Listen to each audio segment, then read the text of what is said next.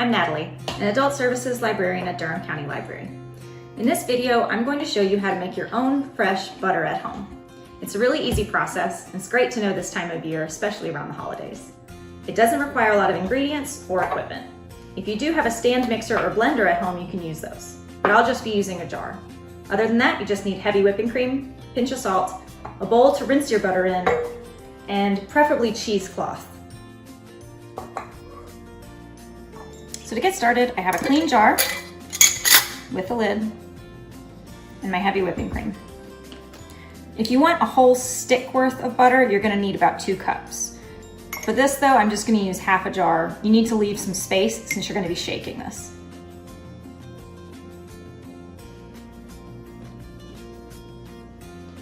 That's good. And I'm not going to be seasoning my butter until later on. You could at this point go ahead and put in some salt. If you want to use this for baking though, you're going to want to leave it unsalted. And make sure your jar is closed very tightly. You don't want any of this spilling out.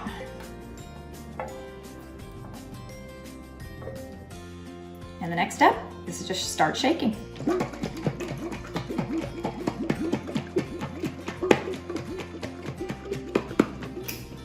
Using this method, you're going to be shaking for about 5 to 7 minutes. It is a bit of an arm workout. If you have someone you want to pass it off to, kids or a roommate, you can definitely get some help. So as I'm shaking the butter, the fat is beginning to separate. You will go through a stage where you actually have whipped cream in your jar, but as you continue to shake, the fat and the liquids will continue to separate until eventually I'll have some solid butter start to accumulate in the jar. As your butter separates into a solid and a liquid, the liquid that is left over is going to be buttermilk. But if you want to use your buttermilk for cooking, be aware that it's not cultured like the buttermilk that you buy at the store. If you want to culture it yourself, you can add a little bit of vinegar or lemon juice to make it react with baking powder. And if you want to make cultured butter and buttermilk, before you start shaking, add a little bit of yogurt or store-bought cultured buttermilk and leave the cream to sit at room temperature for at least 12 hours. That'll let that good bacteria grow, and what you'll actually have is creme fraiche. And then when you make butter with that, you'll end up with cultured buttermilk.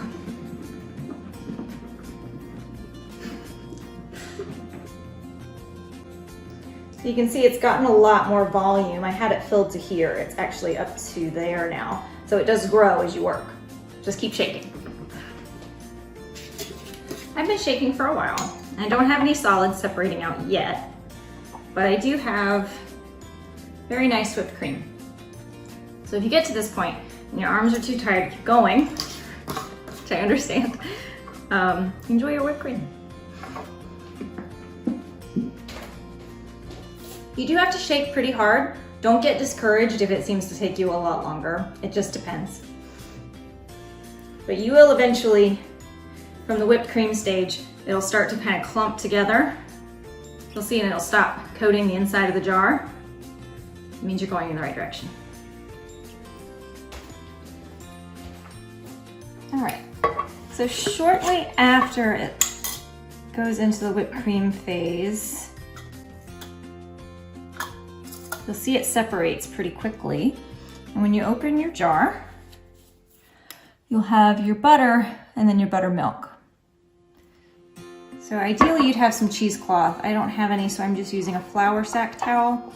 I'm going to pour everything out into here so I can kind of strain it and get all that liquid out. Get all my butter. Okay.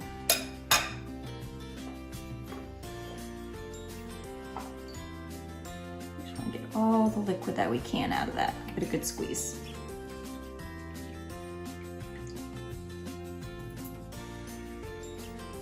And you can save this liquid, this buttermilk, to use in other recipes.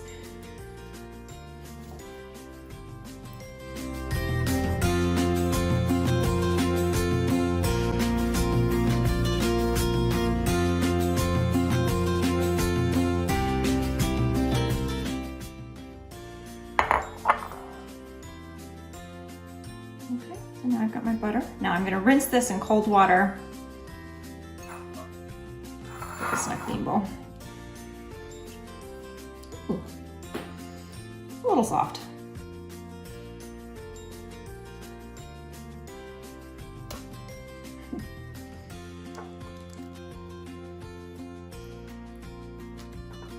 You want all of this. It's messy. It's a messy process, but worth it.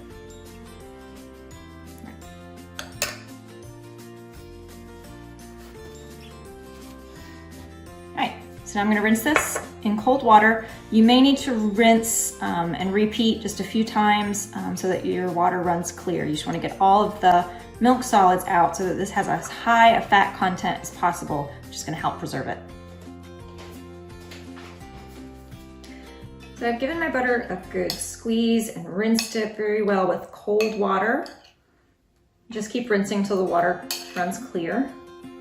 I'm giving it a little bit of mix. I added some salt, just to taste.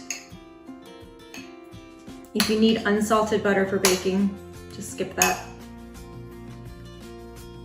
Now at this point, I can put this in a jar to save or wrap it in plastic wrap and pop it in the fridge. In the freezer if you want it to last longer. I would use this right away, it's best fresh, and it won't keep quite as well as store-bought butter. I've just added salt to mine, but if you'd like to dress it up and make it fancy for a special occasion, for a savory butter, I'd recommend adding minced fresh herbs and garlic, maybe some rosemary and parsley. If you'd like a sweeter honey, which would be great on toast, pancakes, muffins, then I'd recommend adding honey, cinnamon, nutmeg, maybe some pumpkin pie spice.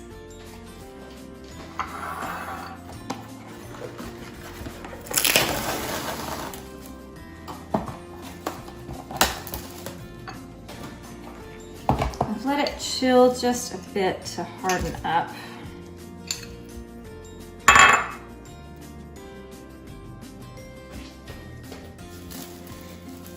Now I'm gonna wrap this in plastic wrap.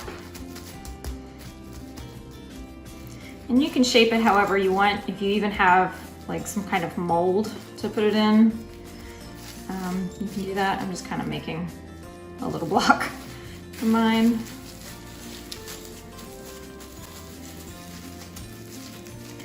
And that will keep in the fridge for at least a week. You can freeze it if you'd like it to keep longer. It's all set.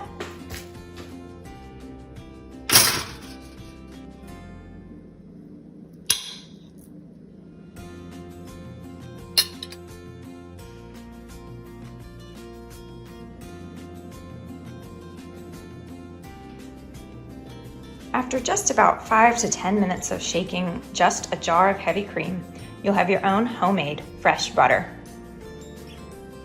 And if you have a blender, mixer, or even a food processor at home, you can have it even faster. Thanks so much for watching, and I hope you enjoyed. Remember to follow Durham County Library here on YouTube, Facebook, and Twitter, and enjoy the rest of our Adult Thursday videos.